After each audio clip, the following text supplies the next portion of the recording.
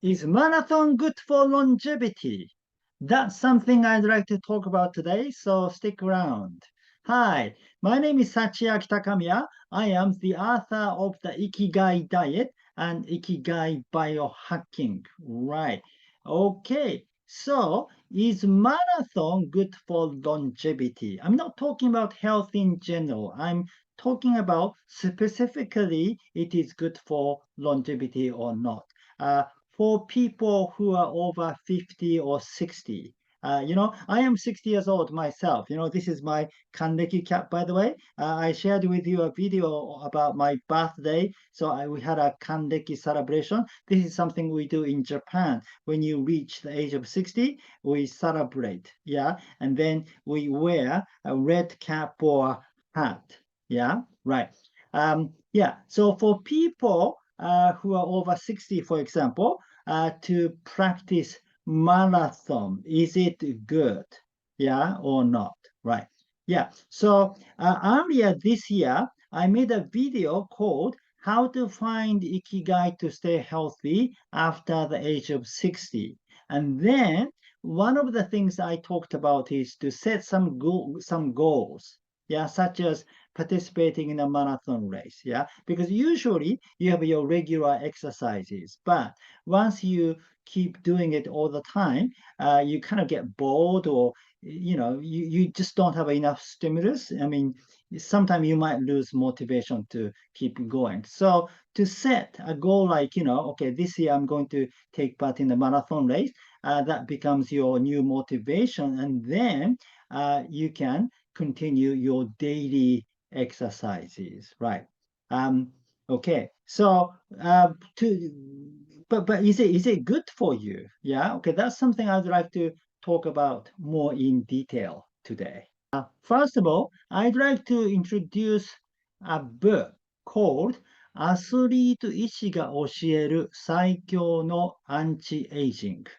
Yeah, the best anti-aging taught by an athlete doctor. Right. So her name is Aimi Kuroda, and she's a doctor, but also she's a triathlon athlete. Yeah, she participates in short distance triathlon regularly. Right.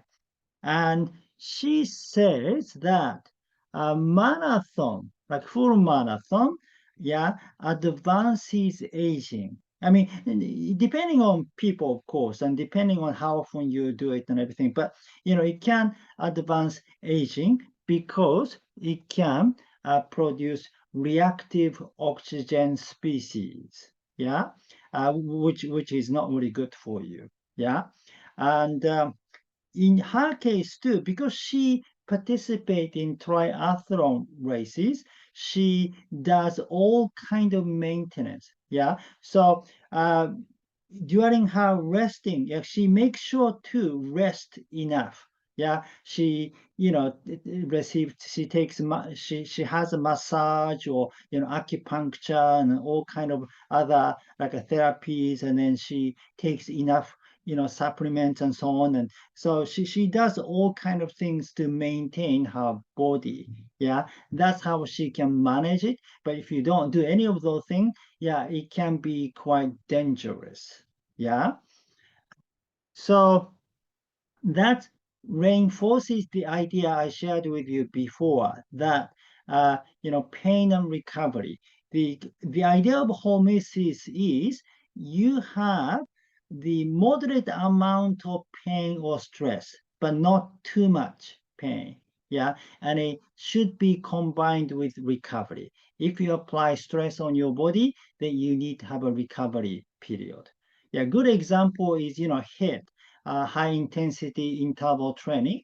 You have a high intensity period, but you have an interval recovery period, right? Yeah.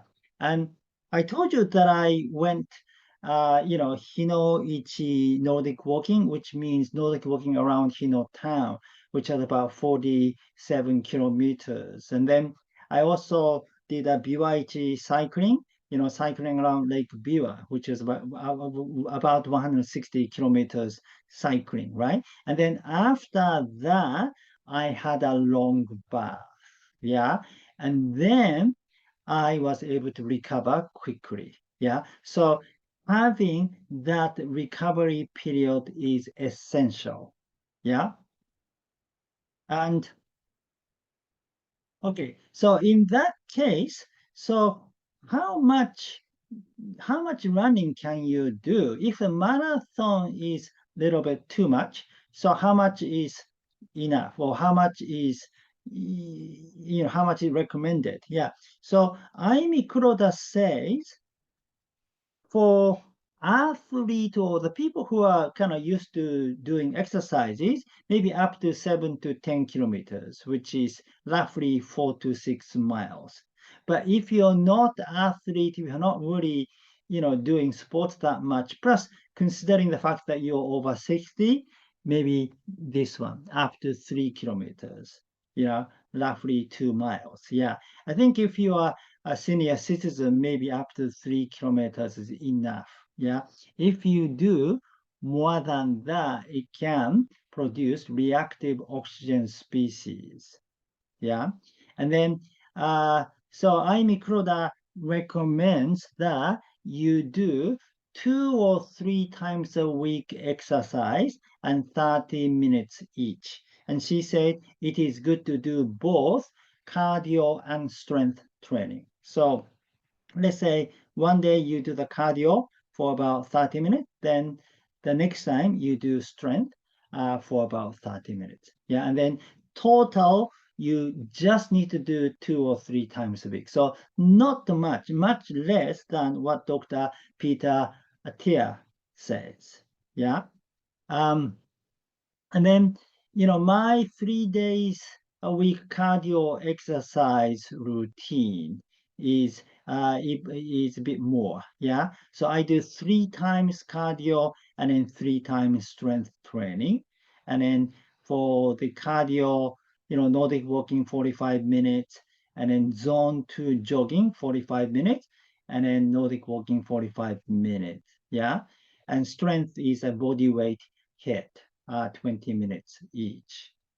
By the way, do you remember zone two jogging? Zone two jogging is you kind of jog slowly with about 60 to 70% of your maximum heart rate. Yeah. Um, yeah, that is considered to be a good exercise for longevity now. All right. Okay. So, it's up to you, but you don't probably need to even do that. Maybe you can just do, uh, 3 times a week of exercise total, including both strength and cardio. Yeah. Okay. And what about these goals that I talked about in the video, how to find Ikigai to stay healthy after the age of 60? Yeah. So is it bad to set a goal to participate in a marathon and so on? Because you do need some kind of motivation. You need some kind of a stimulus and kind of a freshness, because you can get bored of doing the same thing every day, right? Yeah, you can do that. I'm not saying it is absolutely bad to take part in a marathon race. Yeah, but maybe instead of participating in an actual marathon race, you can just go solo running, or with your friends, some recreational running.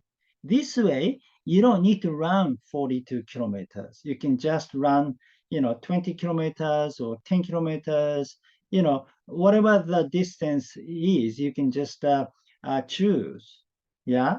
And then you don't need to think about the time too. You can just run slowly. Yeah. And yeah, so don't take part in competitions. Yeah, you don't need to take part in competitions. Often, when we think of a challenge, yeah, so the kind of goal you want to set to motivate yourself is like a challenge, right? Often, when we think of a challenge, we think of taking part in competitions such as, marathon race or triathlon, or, it's something, but you don't need to do that. Yeah. In fact, um, it is better to stay away from that mindset. Yeah. So do away with the competitive mindset. Yeah. Because we're conditioned to be competitive, especially men. Yeah. We are conditioned to be competitive. So always think of in terms of competition. Even when we don't take part in competitions, we try to compete with others. Like when you do a solo exercise, still you want to do it better than others. Let's say if your friend did 10 minutes of cold plunge and you want to do 11 minutes to prove that you're better than your friend. Yeah. Or if your friend could run, 30 kilometers, you want to be able to run 35 kilometers to prove that you're better than your friend. Yeah. Do away with that kind of mindset. It doesn't matter. You don't need to compare with anyone else. Yeah. Just be yourself and be comfortable. Yeah. It's not a race. I told you we have a concept called Hara Hachibunme and Taru Oshiru in Japan, and it means, Hara Hachibunme, stop when you're 80% full. Taru Oshiru, be satisfied with your lot. And we have another similar saying that is Minotake ni ao, which means suitable to your height.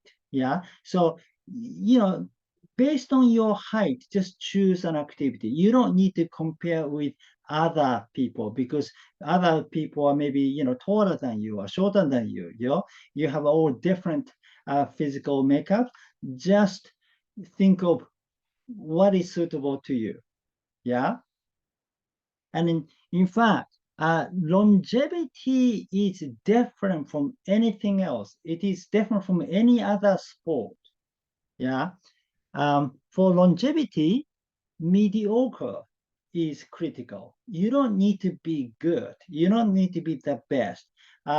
When you think about centenarians, yeah, these people are not super athletes. They are not the football superstar in your class. Yeah, often the football superstar in the class dies before they reach 100. And for some reason, average person ended up living longer. Yeah, it's a interesting thing, but many of the centenarians are like that. They are not super athlete type people. Yeah, very average. The moderation is the key. Yeah, and in fact, I feel that the very mentality to accept being mediocre or being average is the key. Yeah. Because it is almost like enlightenment, really, like a realization and acceptance of who you are and being able to be happy regardless of the outcome. Yeah. It's truly you can love yourself of who you are. You don't need to prove to anyone. You don't need to compare with anyone. You don't need any kind of approval that you're good, you're better. Yeah. Just you feel okay with anything. That very mentality is critical for longevity. Yeah. Yeah. Okay, yeah. So I'm not saying that you cannot, take part in marathon race or anything, but if you do, make sure to do it in a way that doesn't damage yourself. It's a challenging enough level and then a comfortable level, and then make sure to have some recovery time. Yeah, to have sauna or have a bath, and just combine the running exercise with those relaxing activities, or having shiatsu or massage and stuff like that too. Yeah, and yeah, that is important, right? Okay, that's it for today. Thank you for watching. Again, my name is Sachiaki Takamiya. I am the author of the Ikigai diet and Ikigai biohacking based on Japanese natural health. All right, so if you like this video, please give me your thumb up and subscribe to my channel. And please leave your comment. Yeah, what is your experience? Yeah, of doing endurance training or marathon. Have you ever taken part in a marathon race? Yeah, how was it? Was it easy? Was it difficult?